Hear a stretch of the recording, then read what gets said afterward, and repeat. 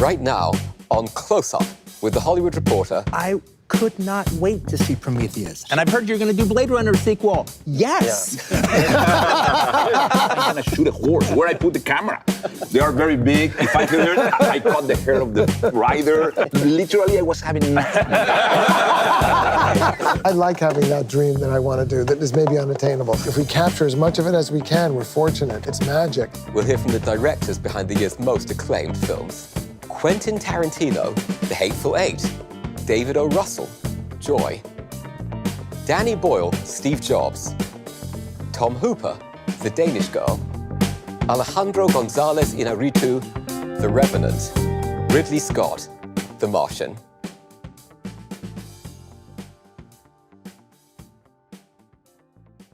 Hello and welcome to Close Up with The Hollywood Reporter.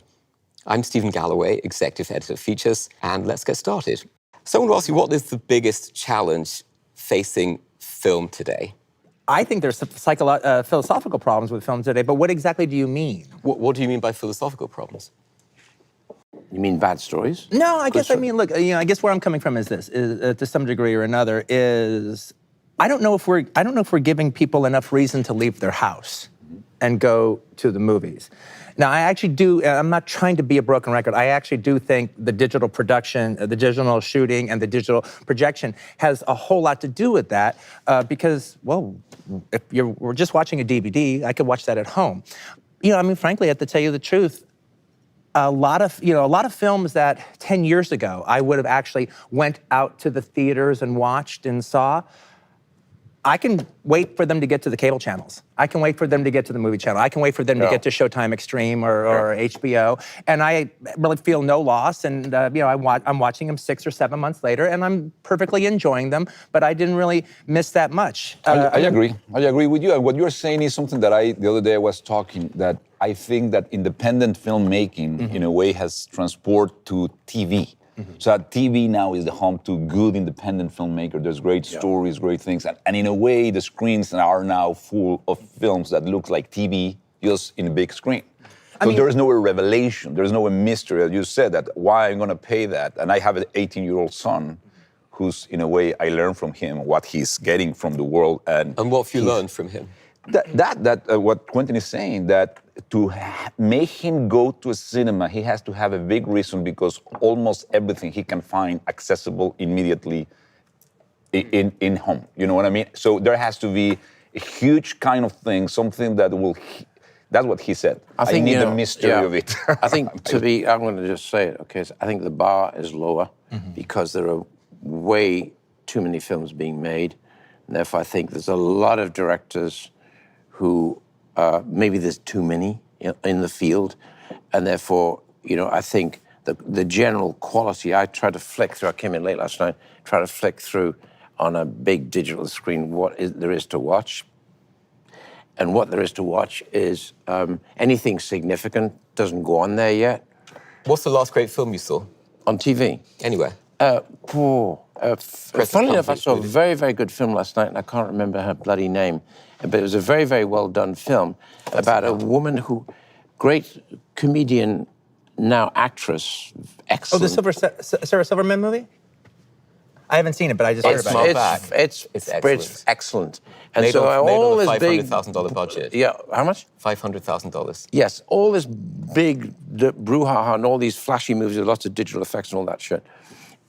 This film, and when you watch a film, I'm either held immediately. It's like great writers. When you're on a page with a great writer, within half a page, you know who you're with normally, right?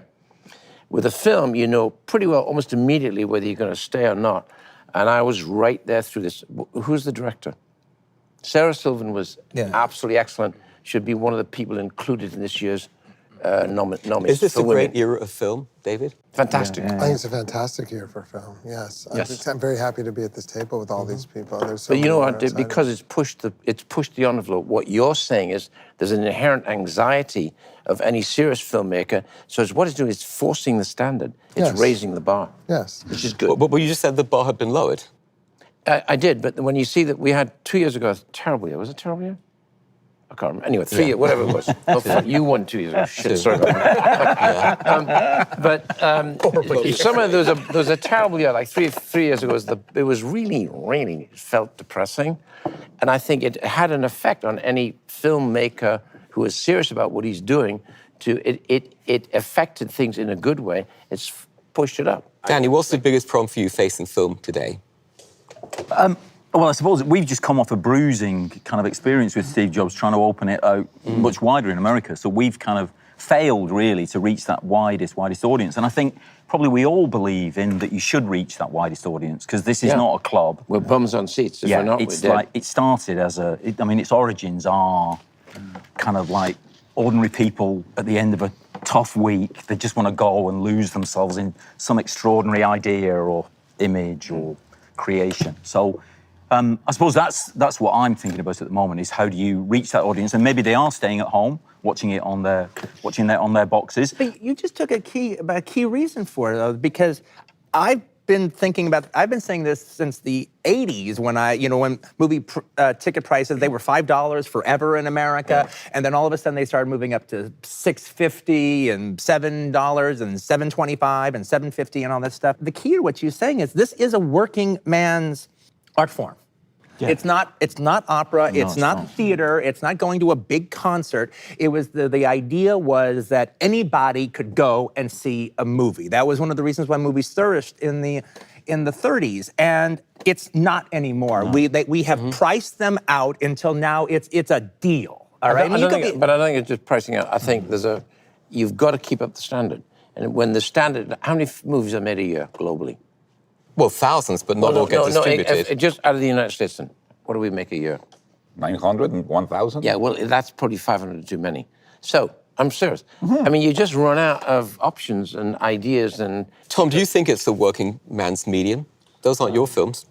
Yours aren't, Tom. Yours are very highbrow. I don't know. I mean, I feel like... Really just called Danny, you highbrow, is that true? Tom, you are highbrow. Dude. I hope my numbers of the last 2 films defend me against that. No, I mean, I've always felt that I make films for audiences. I mean, I really don't make them for myself, because by the time you've finished a film, you've watched it so many hundreds of times that the idea that you would have made it for yourself. I mean, by that point, you're doing anything you can to try to re-experience your film with the freshness of a new viewer, and you're trying to get back to that. For me, I've always made it for the audience and not for myself. Alejandro, I don't ever do that. I only make it for me. Alejandro, who are you making your films for? You make it for you, don't you? Well, I think as a species, we have to look at each other. I think if tomorrow atomic bomb finish the humanity and I'm the only one staying alive, do I will make a film to see myself? I don't think so. You know what I mean? I think at the bottom line, we are made to communicate and to express. That's what film is about. It's to share, the need to share, to express. Let's say that atomic bomb goes off. You've got a time capsule. You're going to put one moment in film, in the history of film, in that time capsule for the future alien races. What moment in film would you choose? It's the bone, isn't it, in 2001? It's that cut, isn't it? From the bone to the spaceship. Maybe the best edit in history. Yeah, there you go. That says something about us. You mean if there's the last film? Absolutely. With one film, we're going to put in that time capsule. Muriel's one Wedding. Moment. Muriel's Wedding? Yes. Okay. I've seen it 6 times. Have you really? Fantastic. Quentin? I would, frankly, to tell you the truth, I would probably take a really I'm not going to pick out which one right now, but I would probably take a really magnificent cinematic action scene. You know, one of the really great action scenes of all time. I'm not going to go through that because I'm sure I won't like pressured what I chose. But okay, I will. Okay, the final climax of Jackie Chan's Police Story 3. That is directed by Stanley Tong. Yeah, that is a sequence that that aliens would watch and be amazed at what they saw. All right, and I could go for some more slickly made action scenes, and that could work too, but that would be a thing of what cinema could do. That could actually give you an understanding of cinema in all of its bells and whistles and movement. There's that Nick Park, the climax of Wrong Trousers, That action Yes. that's one of the greatest Yes. action sequences I've ever seen. I used that when I made Three Kings. Yeah? How did you The use rhythm it? of it. I just love watching the rhythm of it. I love As they watching build the train the way track. they cut it, the way they cut the whole thing. So when I thought with the chase sequences leaving Three Kings, I wanted them to have that propulsive quality of leaving a village, a missile being fired at them. They're talking to each other in the car. It's just one. That's a fantastic. I watched it many times. It's Do you Wallace and watch other Gromit. films Wallace and Gromit. when you're preparing? Like I know that Bob Zemeckis says he watches The Godfather before he shoots anything. I watch films incessantly. I like watching films. They're like music to me.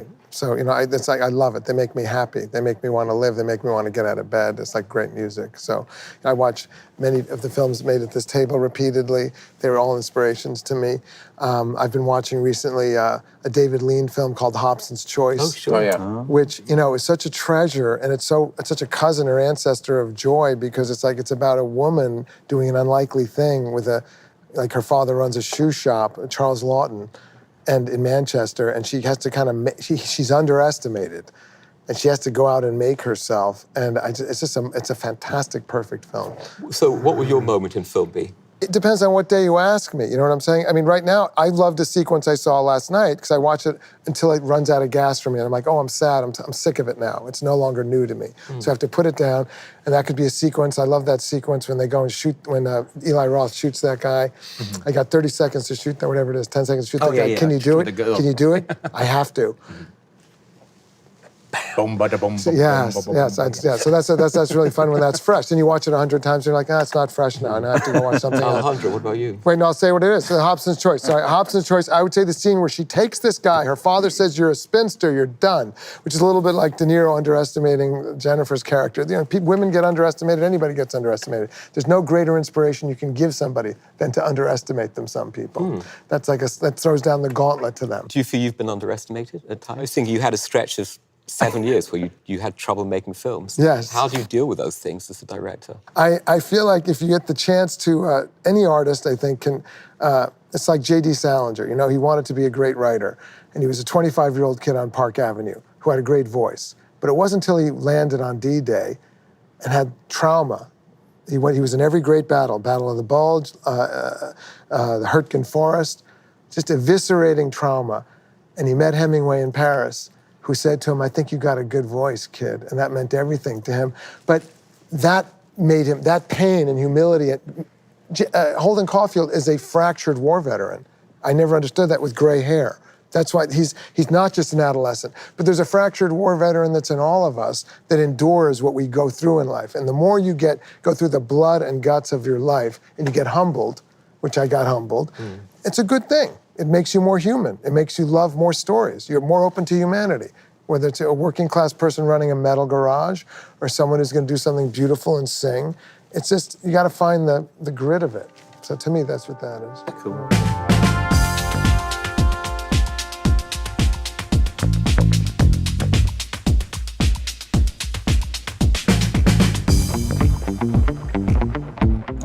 I think that, you know, just taking some points before, when we were talking about film in a way, there's two things that are, I think, important. What has happened in the economy in the world is happening to the film itself. So the 99% and the 1% kind of division, now there's like super expensive films or just a very tiny budget film. Like the middle class or the middle budget films are disappearing.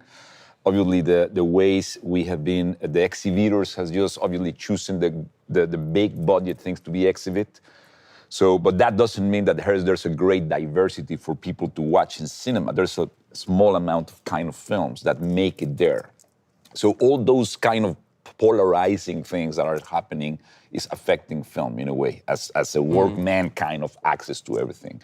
And at the same time, I think what David is saying, I feel compelled about it, because when you ask me what kind of scene I will have, more than anything, I just remember scenes or moments of film that I quite even now doesn't understand what they meant to me, but they just get me in a place that I couldn't understand what I was feeling, but I felt some revelation in myself. Like Stalker from Tarkovsky that the other day I saw with my kid, I mean, every time that I saw that film, I was just saying how he did that shot, what these mean, why these guys are dressed like that, what is that sound is telling me. So all that mystery that I'm just feeling a revelation of a human experience that connect me with something that I'm not thinking. It's an intuition kind of thing.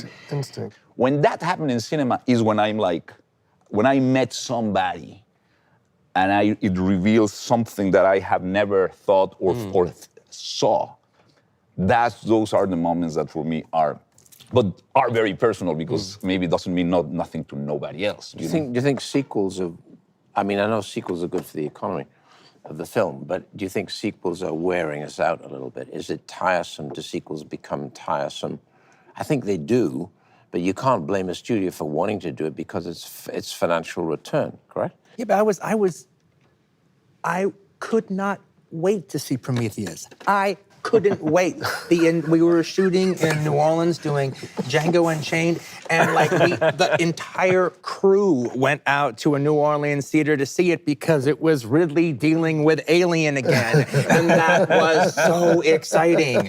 We were just counting the days until Friday happened, and then we just took over the theater in mass. I think on a Wednesday or something because that was our easy day. Yeah, but I think what you're saying was also good because. And I've heard you're going to do Blade Runner sequel. Yes. Yeah. But I think what you're saying is right. To run out of stories and ideas is entirely wrong because in the head and the capability and the sensitivity of whoever the filmmaker is. So you can make a feature film about a pen, depending on what your vision is. It's just that simple. So any story is a good story. They say, what's your plan? There is no plan. Or like that, I'm going to make a film about blue pens. The biggest single word is vision. I want to come back to the thing you said about the 99 to 1, because you've gone from making independent films to making, very expensive film. This is the Revenant. First one. It is. And last one, maybe. Okay, that's the issue. What went right, what went wrong? What went right? Well, you will have to see if something went right. The film will have to say what went right. A lot of things went right. It's just that, we have to fight for them a lot, more than I expect. And anybody of you guys, you have just gone through the horses snow. Mm-hmm. What is that about? I mean, I remember that Clint Eastwood last year when we were in that, he said, you are dealing with horses and not snow. I was offered one of those and I didn't take it. Sorry for you. And I didn't know. I have never shot a horse in my life. I have nightmares. How I'm going to shoot a horse? Where I put the camera? They are very big. If I feel hurt, I cut the hair of the rider. If I put the rider, I lose the head of these guys. So I was having nightmares discussing with Chivo how we would shoot horses. Yeah. So, I mean, everything in the mountains, in cold weather, in all that, everybody that has been there it's extremely challenging. I'm from a tropical country. So what I'm saying is, oh my God, I'm hitting that. Every problem we could have faced, and especially climate, and we were exposed 97% of the film is exteriors, and in remote locations, in incredibly bad conditions, and everything that we were expecting something to happen, it happened the other thing. So once you are negotiating with the weather, it's like a terrorist. Everything can explode in any moment. So we went through that. And we responsibly, I think all of us has to be making tough decisions. And this film for me, that is the first, all the films that I have done are low budget or middle budget, and I'm very good in the budget because I'm a producer. But it's because this was like rock climbing without a rope. Once we established the rules of the film and the language and the vision and what we want to achieve, we couldn't get out of that. You know what I mean? Suddenly we cannot change and said, let's go to a blue screen and because it will collapse. So we were in the middle and there is no way back. When you are rock climbing, or you go up or you die. And we couldn't. Well, one of the things that kind of prepared me because we had a lot of the same issues and same problems.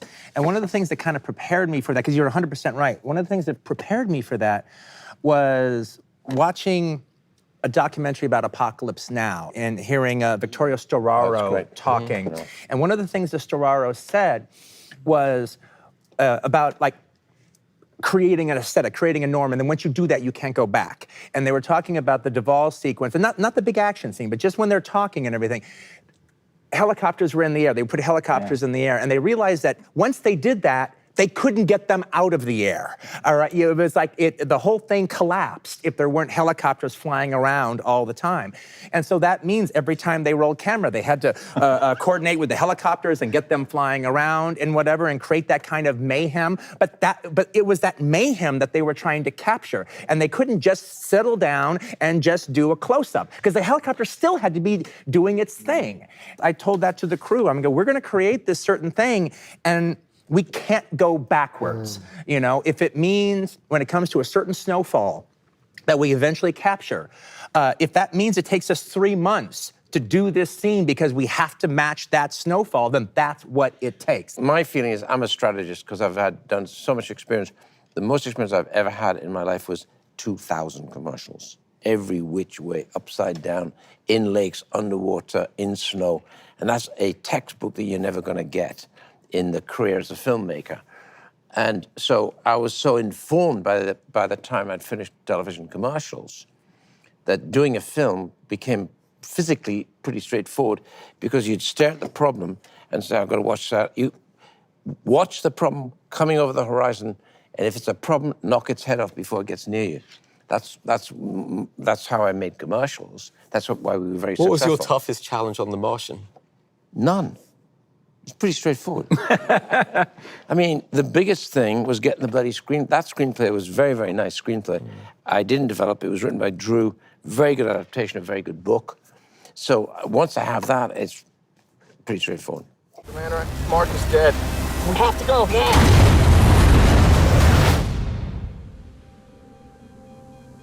Now you can either accept that, or you can get to work. This will come as quite a shock to my crewmates, and to NASA, and to the entire world. But I'm still alive. Surprise.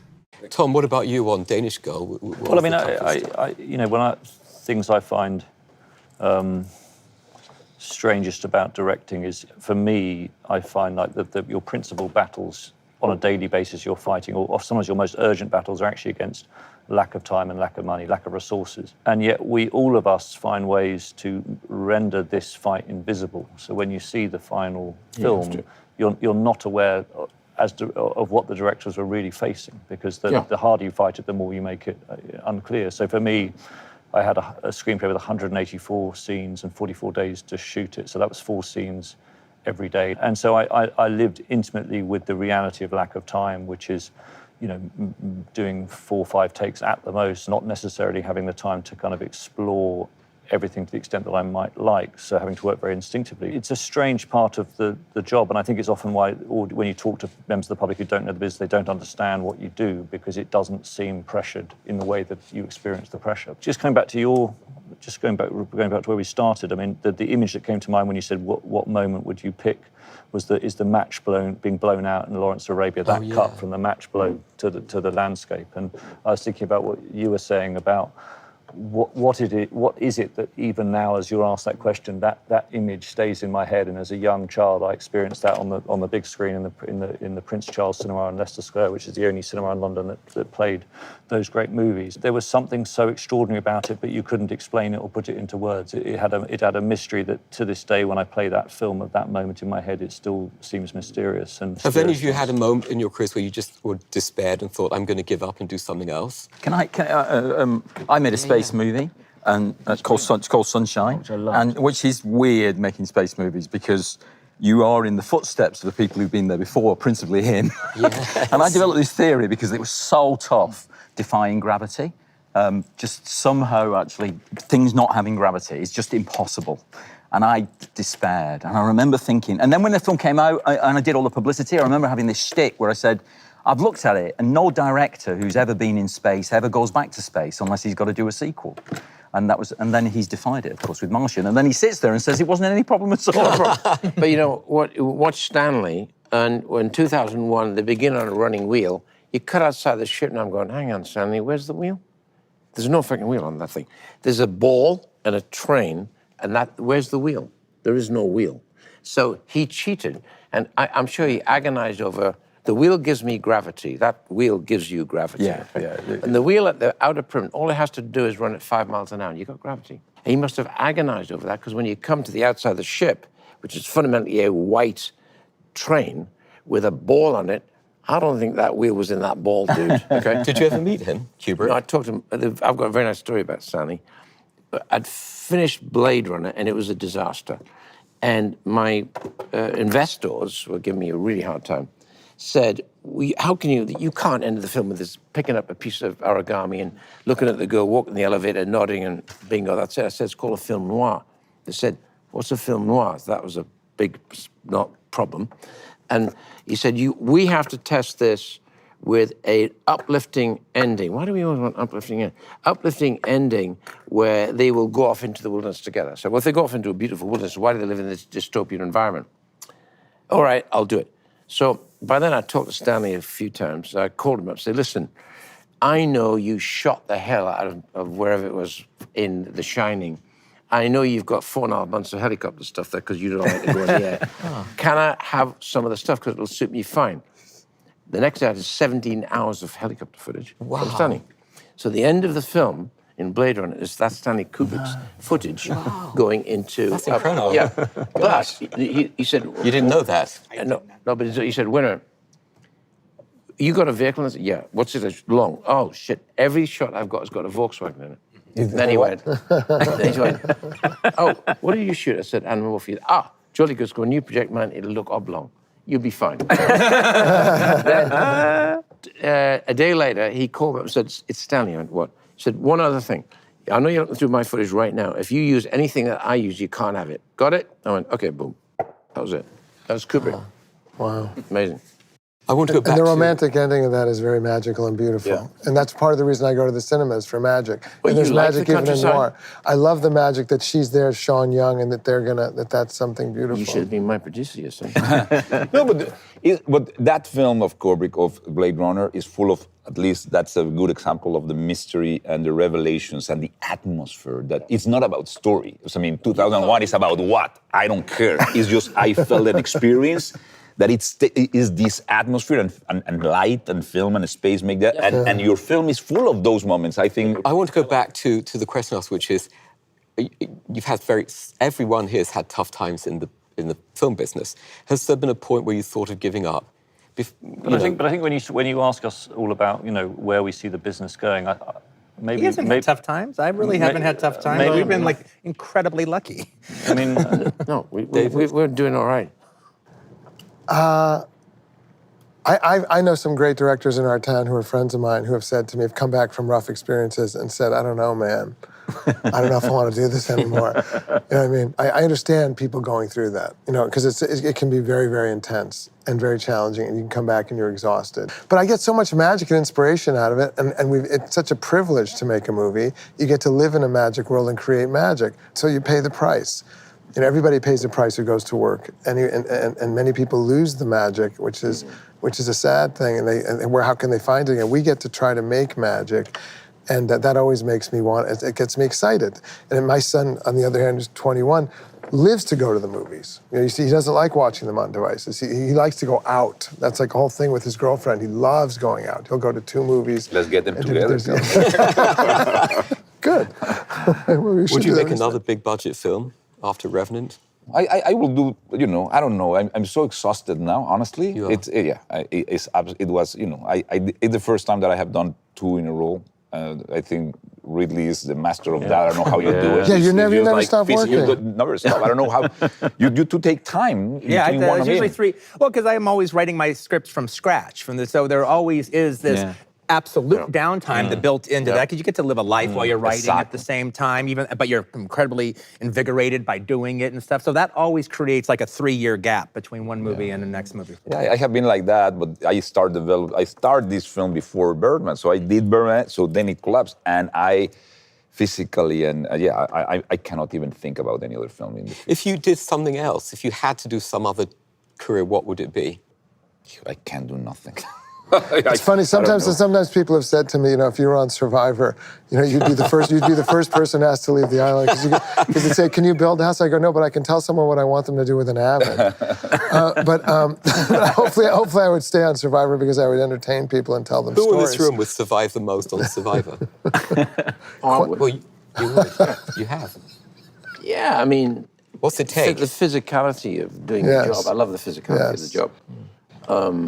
And you're right, we're dead lucky to be allowed to do this. But I don't think you ever lose, I mean, I never lose the fear that I'll be back as the 12-year-old who fell in love with being a feature director and not being allowed to do it. It's an incredibly hard thing to get to the place to do it. And in fact, I've always seen Ridley as the man who's mastered being able to keep making films in the most fluent way, and it's incredibly hard. So when you say to us, where's the industry going, what are your worries? I think part of it is always just the desire, the hope that you can keep making films, and the fear that somehow you can't. Ridley, one question: Do you prepare yourself to do a film? So how you maintain physically fit to get that every year, every day? I think it's my mum. It's genes. My mum was 5 foot tall, and she was like the sergeant major.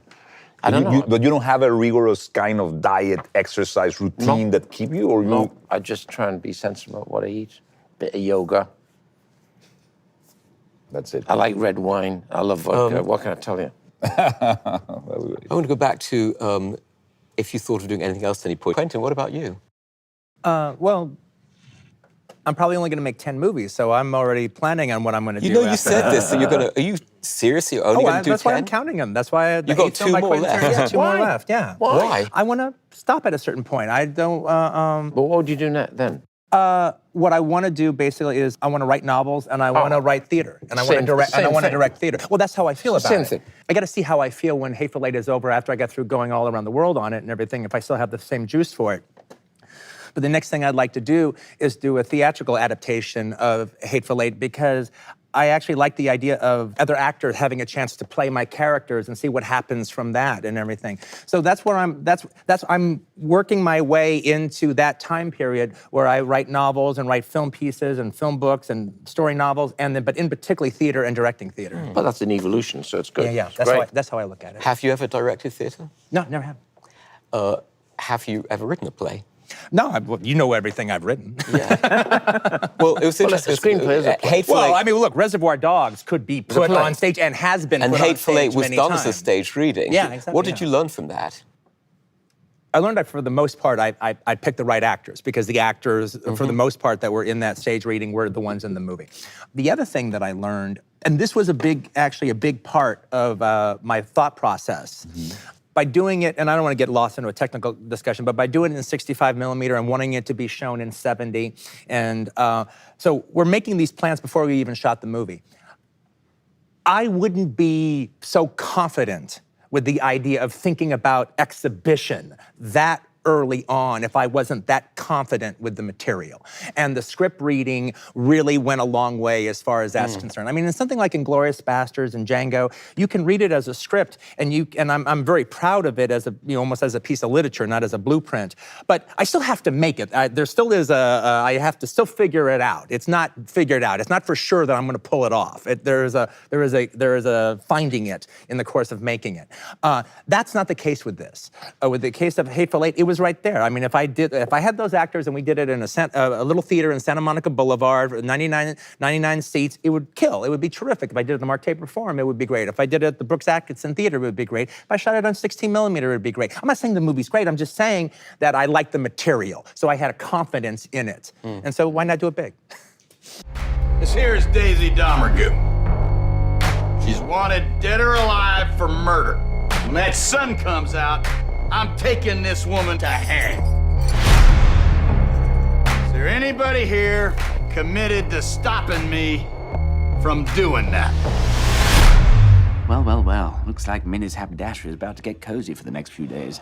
Yes, it does. Do you have thoughts of doing something else? I would also be a writer. I was a writer before I was a filmmaker. Screenwriter? No, I wanted to write fiction. I was always a fiction writer, and that's what it was. My love. My father and mother met in the mailroom at Simon & Schuster. My mother was an Italian girl from Brooklyn, and my father, a Russian immigrant son from Manhattan, and they met at Simon & Schuster. And I'm actually making a documentary about that fascinating world of these. I would also make documentaries because I find they blow my mind when they're done.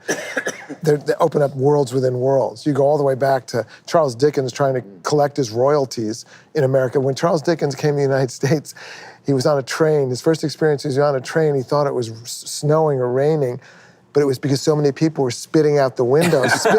Spitting was so popular with the spittoons in probably the America that you're doing in your movie. That's how disgusting. And when you would step on a carpet, it would be saturated with the spit from the tobacco spit.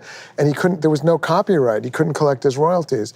Anyway, so I'm doing that documentary. I've already started that, which is very fascinating to me to do that. The documentary's about the history of the world of publishing and the magic of that world and what happened to it. I always wanted to be a writer. My dad was on the sales side. He was a salesman with a sales case. And, and he would call on all the bookstores, and he knew every great bookstore in America, and he'd go walk into those bookstores. And so books were terribly enchanting to me. They were magical. They supported our household, and I wanted to write one.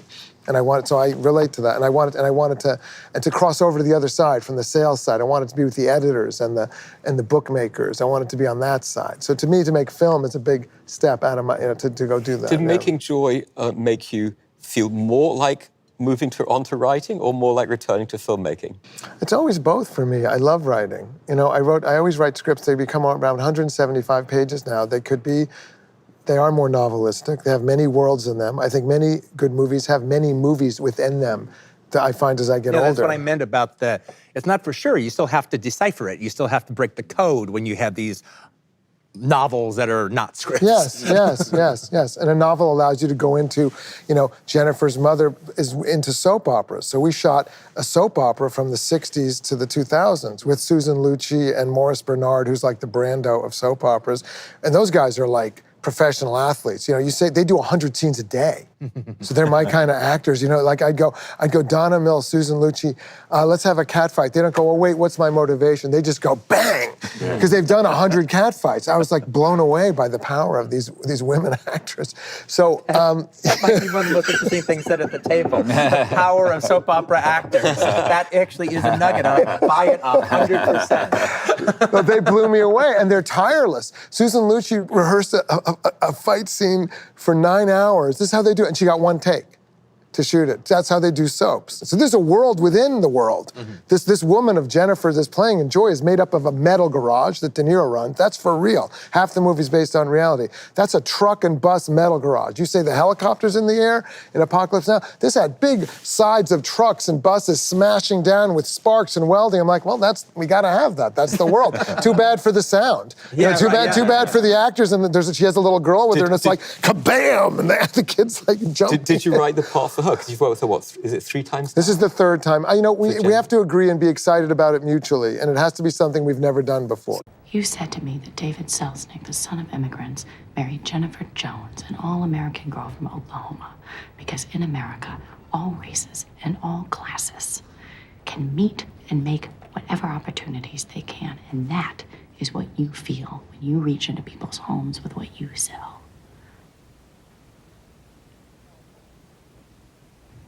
You said that.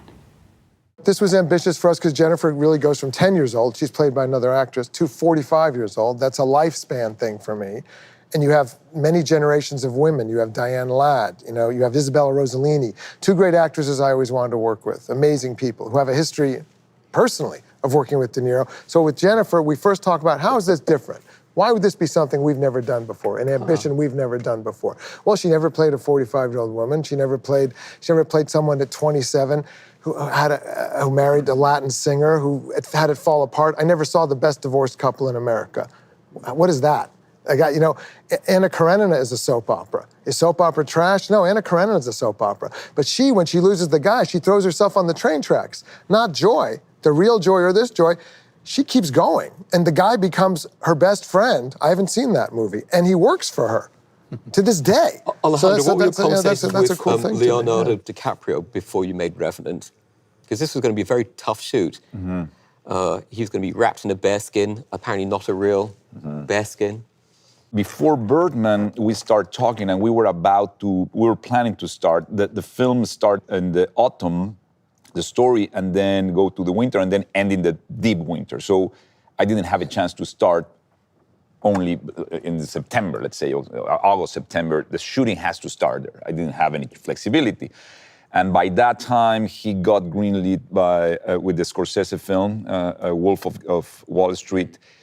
So he said, can I do this film and we can start in December? And I said, I can't. So, I mean, because we will be shooting in the snow and we have to have, I cannot be shooting the middle of the end part of it without knowing what happened to you in the beginning. So, I mean, it was impossible.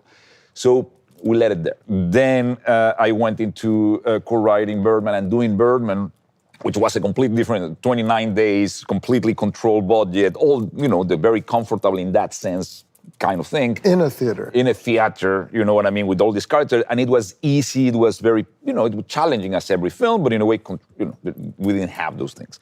When I came out, then New Regency, Arnold Milchan and Brad Weston called me and said, what about this one? I said, great, let me talk. So then Leo was interested again, we start talking.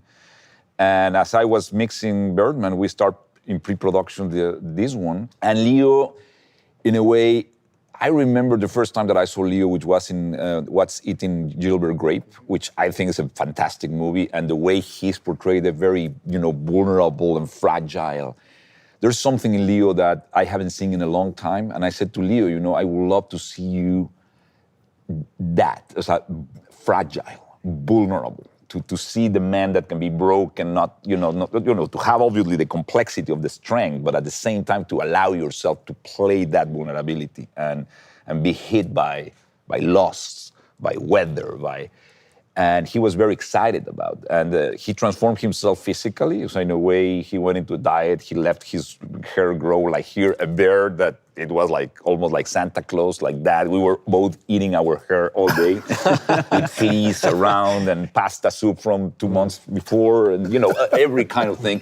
So physically, and now he's 4-year-old, and I think he's in an incredible, the most powerful state in his career. I think I was very privileged to work with him because he's not only smart, but he really is, you have worked with him. He's not afraid of Did he teach you try anything about everything, that? and he give everything. Oh, yeah.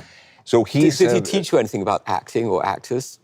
He has done so many films. He has been 27 years making films. Working a long That he's a time. filmmaker. Yeah. What I like of Leo is that he is not just only an actor, but when he is with you, his comments come from a filmmaker point of view. He understands the film. And so it's not about ego, vanity, or me. No, so I appreciate that a lot. And in this film, differently from other films that he has done, he has almost no words, so few words. So all what he had to do was very difficult, which is to communicate and express or make you feel fear, anxiety, cold, sadness, rage. So, I mean, all those things that are easier to convey with words than with body language and the eyes. And all what he did was eyes movement and the pace, the rhythm. You can ask an actor what you want, but the tempo that has, the pace of it, even if you block 100 times, the blocking, but there's some internal rhythm in the actors that you cannot ask them that. There's a limit. And Leo has this internal rhythm that is just like a machine, like something that is blending things. And I was very impressed by that. My son. The proper thing to do would be to finish him off quick. He's to be cared for as long as necessary. I understand. Get away! Help!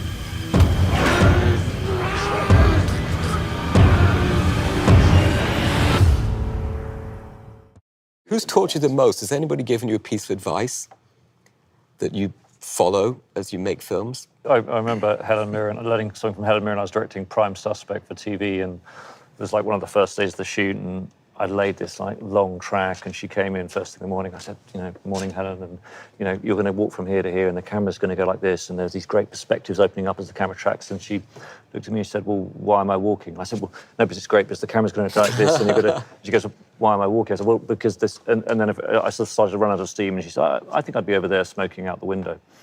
And I kind of thought about it and realised that actually there was no particular reason why this character was walking, and this moment of a guilty cigarette, which the character's meant to be giving up, was far better. So at that moment, I realised that the truly great actors have a kind of mise en scène in their head, or they arrive on set with even ideas about where to stage it, about their character.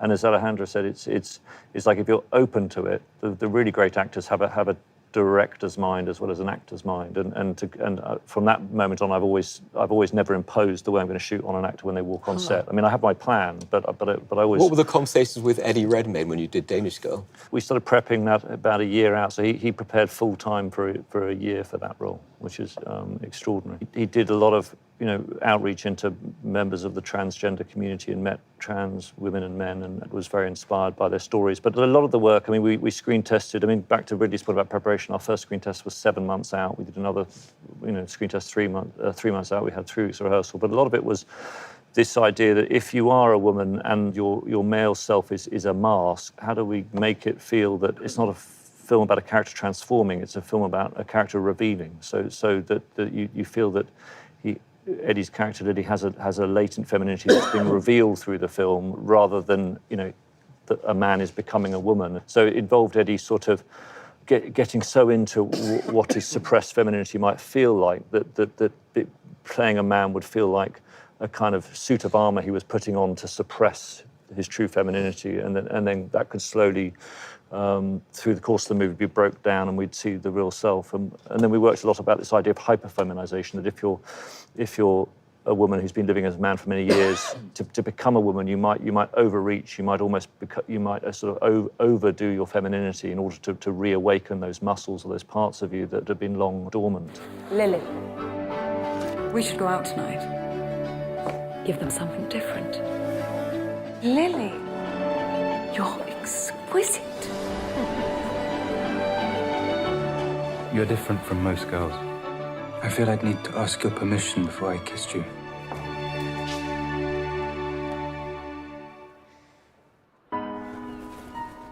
Exactly what happened last night? There was a moment when I wasn't me. Danny, when you worked with Fassbender, he'd never met Steve Jobs, nor had you. No. How did you? Well, he was amazing because he had this enormous. It was like 200 pages of dialogue, most of which was his, and so he had to memorize that and then get through that stage of memorizing. So he didn't sound like Aaron Sorkin. So he sounded like Steve Jobs, or our version of Steve Jobs, and he was extraordinary. And there were 2 things that he did. One was which, and I don't know whether you guys do this. One was which he said to me, because we did a lot of rehearsal before we started shooting, and then we, you turn up in the morning and do a little bit of blocking and stuff like that, and then they go off and get ready. Then we come back, and he said to me, "Will you always shoot the rehearsal? Always shoot it?" And we did. And I would always do that now, forevermore. And the crew were like, especially the focus puller, because it wants to practice for professional reasons, just wants to practice. No. And it was incredible because it lifts everybody. They're on guard like that. And I mean, that was extraordinary. And I'd always do that now. I had 3 different accountants try to explain it to me. The whole place has to be streamlined. Start with 2 of the accountants. I started with the Joel, Apple... could you come off stage? We're going to go Leave him backstage right for a there. moment. I started with the Apple II team because we don't, make that anymore. Just acknowledge the top guys. Have a mimosa and relax. You will not blow me off right now, Steve. The top guys... There are no top guys, all right? On the Apple II team, there are no top guys. They're B players, and B players discourage the A players. And the other thing he taught me was that, because the big thing in it is Steve Jobs is fighting IBM at the beginning. And he said, do you know where the word HAL from 2001 comes, the great computer in 2001? We begin with Arthur C. Clarke. And it comes from IBM, of course. Did you know this? IBM, HAL, they are the letters before IBM. Yeah. And that's where he got it from. That's where Arthur C. Clarke got it from. Yeah. Which I was just like, why didn't I know that? It was like, wait a minute, I didn't know about his fussy, about your fussy. Oh, I see each letter. Okay, yeah, I see it. I before H and B before A. That's before incredible. It's amazing, isn't it? Yeah. Arthur C. Clarke. Probably one of the things that me and Ridley have in common is we both made our first movies with Harvey Keitel. Mm-hmm. Right, the duelists. Yeah, uh-huh. Right. And Harvey was, really took me under his wing on Reservoir Dogs. And one of the things that he taught me in auditions, and I've kept it to this day, is actors would come in and he would just say, Quentin, don't help them out in that very first reading. Don't give them any guidance. Don't tell them how you want the scene. Don't tell them what you're looking for. They've had the material themselves, and they've come up with their own thing. Yeah. You will never, ever see what there was in their head the very first time unless you let them do it. An adjustment is the easiest thing in the world to give. And you're the director, they'll do whatever you say, but let them do their first shot at it, what they came up with. Yep. And I've held on to that for good, 21 years, I guess. It's true, I never rehearse, ever. I know what I'm going to do, I block it, they come in. I learned over the years, you can do one or two things. You can start off by saying, what should we do? And you're still talking at 1 o'clock and you haven't turned over yet. Or I know exactly what I'm going to do. I walk in, because I storyboard everything from scratch right through. And so I've shot it on paper before I get there. Actors will say, but you're leaving no room for me. And I've done every which way. I've had two very good actors saying, how about we have a go this way? I say, fine, ready? Action. And the time it takes to talk all they about end up it, doing you is just do it. talking, standing, fisting each other in the middle of the bloody room. Yeah. And there's a pause, they cut, long pause, then turned to me and said, that was really boring, wasn't it? I said, that's terrible, really boring, dude. And so you got to have the plan. If you got the plan, I tend to go, right, I got an idea. And they usually go, because I try and turn it into a big team effort. And when I'm talking to an actor, actress about will we work together or not, I talk about everything but the bloody screenplay. Because I want to just know who you are. I don't, and Harvey's absolutely right. Don't tell them what you want. I want to see how you tick, dude. But so you have changed as a director because I think when you began, you didn't have that ease with actors. Terrible. Or with crews. Do you want a quick anecdote? Yeah. Okay, quick anecdote. Zed Carr's into Softly Softly. Somehow that Two British television shows. 16 years they were. And there was one guy in there who looked like Broderick Crawford, his name was Stratford Jones. Yeah. Oh, yeah. I can say he was scary, absolutely scary. Yeah. And I somehow got in early on as a director from being in art department BBC to, they gave me a shot. David Rose, God bless him, said, I'm going to give you the second show in on Softly Softly, dude. This is live, with 13 million people sitting there watching. So you got a full day rehearsal, then you're on that night and somebody on the set is going, and all the actors stand there looking terrified, okay? The week prior to that, you've got a week's rehearsal in some terrible church hall with sets laid out on the ground with tape and tables in a cup, and PAs running around with stopwatches saying, cue darling, cue darling. Stratford's moving from 16 years playing this guy Barlow to Softly Softly, still Barlow.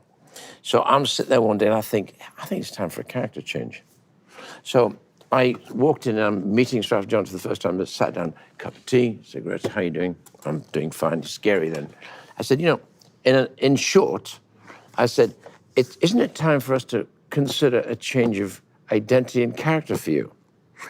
David Rose arrived within about 8 minutes, and I was that far from getting fired on the spot. And because I thought I was being enthusiastic and say, let's change your character. The last thing you want to do is change his character. So that was one of the first big lessons. Do you have any regrets? About what? Professionally? Nothing. Way you've behaved, choices you've made? No choice. No, I kind of like what I've done, actually. And you have to. You've got to know what you put out. I've got no regrets. You may be able to tell me. I should have regretted. So I did this little kids film, family film. I'm very, very proud of it, called Millions. And it's a beautiful little film about a boy and his mom. And there was a music at the end of it, and I'm a big Clash fan, and I all worked out it was going to have this Hitsville UK, it's called, one of the great Clash songs, was going to be at the end of the movie. And I was persuaded out of it by one of these music supervisor people, who pick tracks. He persuaded me out of it to do something else. And like when you said it, that's the only thing I could think about. What about you, Alejandro? Regrets of guilt feelings? Or guilt or something you didn't do you wish you had done or anything. Yes, Catholicism, sure. I'm going from a Catholic background, so yeah, guilt is a big part of it. Absolutely. Well, I think that sometimes I will have loved to make decisions earlier than later, meaning that sometimes I have learned that when something is not working in a set, it will get worse. And sometimes I delay those decisions, sometimes because I want to be hopeful or I want to give a chance or I'm hiding myself, attending other priorities. And when I let those things go, then it back bad. So, I mean, it came worst. And I sometimes delay those decisions. And it has to do with not changing something that you are thinking or even somebody that is not working, you are afraid to be polite, all those things. And sometimes that I will have loved to be a little bit more practical in that sense. I'm a little bit romantic, and then that can backfire me badly. So, what about you, David? I would say the same thing. I tend to be hopeful and positive about everybody and everything, and that's made me naive sometimes. And that's put me in situations that I later look back on and go, oh, no, you had a voice inside your head and you saw what was going to happen. You knew. In particular examples? And you knew, picking certain crew people you knew were not going to be in tune with you, and it turned out to be an unpleasant experience. Not being able to cut right to the chase with an actor emotionally, which I think my skills got better at that. Like feeling it right away and saying, let's talk about this. Let's bond about this. Let's go through this in a good way. Tom, how about you? I feel a lot of my life I'm fighting the possibility of regret, in the sense that whenever you make a choice to make a movie, it's 2 years of your life, and it's a huge investment, and you're not guaranteed that it'll find an audience or it'll go the way you want it to go. And I suppose I'm always afraid that I'm going to not do something and realise that was the film to do, or say no to a script and realise eventually that was the right thing to do. And I don't think it's yet happened to me, but I feel like it's just a matter of time. I will turn down something where I later realise that was my choice. But Quentin, how about you? I don't think I have any regrets artistically as far as the finished product is concerned and how I dealt with the artistic elements of it. I mean, the only thing that I actually really regret about my behavior when I'm making movies is just, especially when the film it's a long shoot, when it's gone on for like a long time. Every once in a while you just get tired, you get down.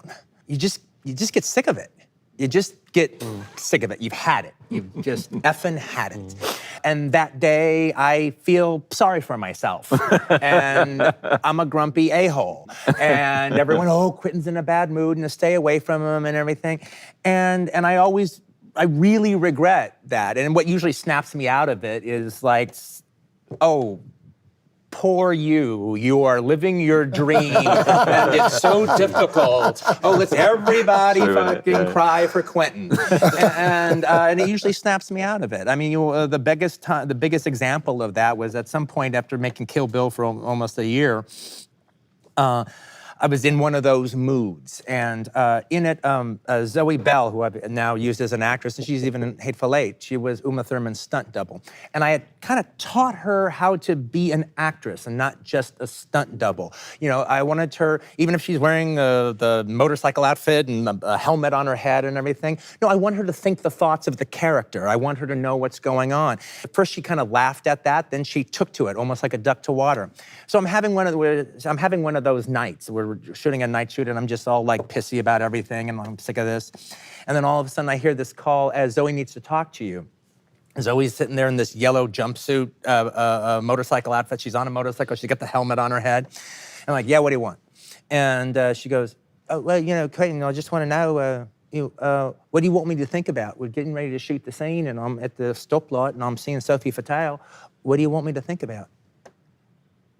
And my heart just cracked open, and I felt so happy. I'm almost getting teary-eyed thinking about it right now. It's like, oh my God, I've taught her to be an actress. I've taught her to think like an actress. And it just brought me back. It just brought me right back. And it's one of these emotional moments that I've always remembered in my career.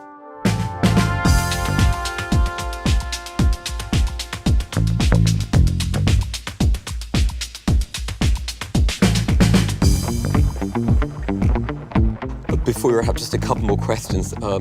Is there a dream project you'd love to make that you've never had the chance to? Yes. Oh. Yeah, but then hopefully you're going to do that in Which the one is future. it? The future, I don't want to say, but there's big things I've been working on and writing. It's a good idea. But because Somebody will stop you. I'm gonna go make it. I'm gonna make it. But I mean, there's always, there's things that it's good to have dreams that you want to do. What I don't like, what I don't like is when you don't. I like having that dream that I want to do that is maybe unattainable. And in some sense, I think everybody at this table has something in our minds that we write or think that is unattainable. It's magic. And if we capture as much of it as we can, we're fortunate. But I like having an unattainable thing that's exciting to me. Yeah. One very last question. I don't know if you all saw that Japanese film Afterlife. No. The idea of it is you go to the sort of way station between life and heaven or wherever, and you're allowed to take one memory with you. One memory of working on a film, one memory of a scene you've done. What would the memory be? Wow. Whoa. Long pause. Ask the easy questions. The closest now for me was that the way we shot The Revenant was like contrary, completely different what Ridley was saying. We were rehearsing everything because we were shooting in very remote locations, and we did do it was like 2 hours travel. All the there was a huge action scene, an attack. So we were rehearsing for weeks, every bit, because it was this long shot. It was really unnerving, and everything from the focus puller to the movement of the camera to a guy looking to camera to, all the special effect that was dangerous that we have to figure out another, all those hundreds of decisions in a thing like that. And there was a moment that these guys are jumping into the boat. It's hard to pick. I'm deciding between 3 moments right now. There was the day on Silver Linings Playbook where the sort of climax of the film where the braciole is being cooked and everybody's in the house. And it felt like I was living in that house with that family, with Bradley Cooper and Robert De Niro and Jennifer. And she comes in and takes over the movie and with every actor there. That was a wonderful day. 2 others are musical. An American Hustle, singing Delilah with Christian Bale and Jeremy Renner, and it just had such a wave of beauty about it. And Bradley and Amy dancing to Donna Summers, it felt like a wave of cinema to me that just was like propulsive all the way through her screaming in the bathroom. And in Joy, there's singing in the snow. That's the magic moments. Danny, what about you? We shot a scene in 28 Days Later that we never used, where they were driving around in a taxi cab through post-apocalyptic, zombie-eyed Britain, and they sang Hotel Yoba, the White Stripes song. So it would be that. And we never used it in the movie, but I'd remember that. I always wanted to do a musical. That's why. Tom, your moment, this is for eternity. Just make in case you're missing the pressure, Tom. Because I'm back here in America, there was a moment on shooting John Adams when the Continental Congress had to give the vote about whether to go to war with the British. And it was one of those strange moments where one felt the import of the moment for the country rather than you were shooting a bunch of actors putting their hands up. There was something there when I kind of forgot the theatre of it and felt very connected to that decision and its implications. Ridley? Was a terrible false start on a film called Gladiator. And we had no script, fundamentally, for the whole first act. And I was shooting the German front and the Roman army, where we built the trenches and all that stuff, about 5 miles east of Gatwick Airport. Oh, wow. And, you don't have to go to Everest to shoot Everest, So, and I had the whole German army standing on the left, a bunch of Scottish. They were all Scottish barbarians. They weren't German, they were Scottish. And the Roman army on the right, and I go on the trail in the morning, and Russell and I look at each other. There's no dialogue. So I said, we said, so what are you going to do? He said, what am I going to say when I walk out on those Bofors guns? I said, you could say, looks like snow. He said, what kind of line is that? I said, just say it looks like snow. What do you want, a soliloquy? This is where Russell and I started to really get to know each other. And, I said, before we do that, I want to walk down the middle of the valley, you and I, the army over here and Black Forest over there. And there's going to be a twig here where there's going to be a bird on this twig. this is what a great actor was, bird on a twig, and you're going to ponder on that bird, and I'm going to start the film on that bird, then I'm going to go to you, then he's going to turn and look at the forest, and there's something very ominous about that black forest, and then we're going to start the movie, okay? He said, all right, that's how we began. And it was always that, we were both very nervous because there was nothing there. 45 minutes later, when he got to the Bofors gun, it started to snow. Magic. Wow.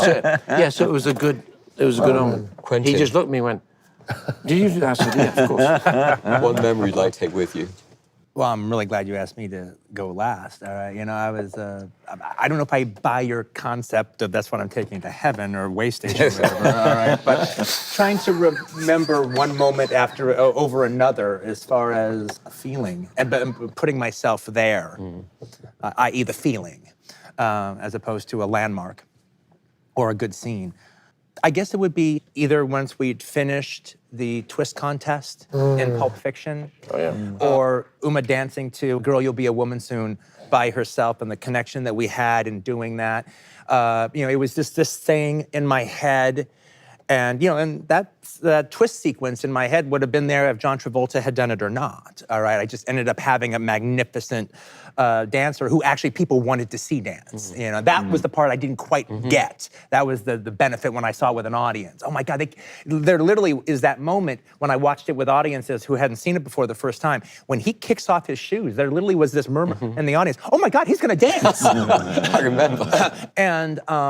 And so that was this iconic thing in my head, and then to capture it, and at one point, I operated the camera at some point.